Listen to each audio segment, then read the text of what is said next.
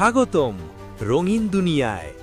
Video ভালো লাগলে subscribe করুন আর নতুন আপডেট পেতে বেল আইকনে ক্লিক করুন। আসসালামু আলাইকুম। আজকের ভিডিওতে আমরা মঙ্গলবার সম্পর্কে ইসলামের সঠিক আকিদা এবং এই দিনের সৃষ্টির রহস্য নিয়ে আলোচনা করব। মূলত মঙ্গলবার নিয়ে প্রচলিত বিভিন্ন ভুল ধারণা দূর করে সহিহ হাদিসের সঠিক তথ্য পৌঁছে দেওয়াই আমাদের এই ভিডিওর মূল উদ্দেশ্য।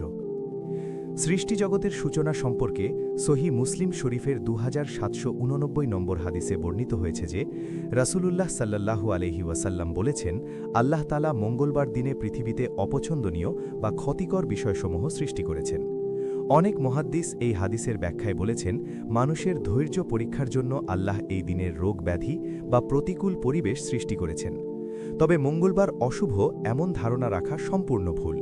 কারণ সুনানে আবু দাউদের 3910 নম্বর হাদিসে রাসূলুল্লাহ সাল্লাল্লাহু আলাইহি ওয়াসাল্লাম স্পষ্টভাবে বলেছেন, কোনো কিছুকে অশুভ বা কুলক্ষণ মনে করা শিরকের অন্তর্ভুক্ত।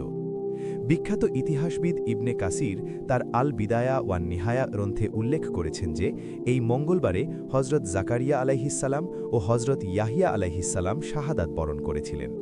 এসব ঘটনা আমাদের শিক্ষা দেয় যে দিনটি অশুভ নয়, বরং এটি আল্লাহর উপর ভরসা ও ত্যাগের দিন। পরিশেষে বলা যায়, সপ্তাহের অন্য দিনের মতো মঙ্গলবারেও যে কোনো নেক আমল ও শুভ কাজ করা ইসলামে জায়েজ।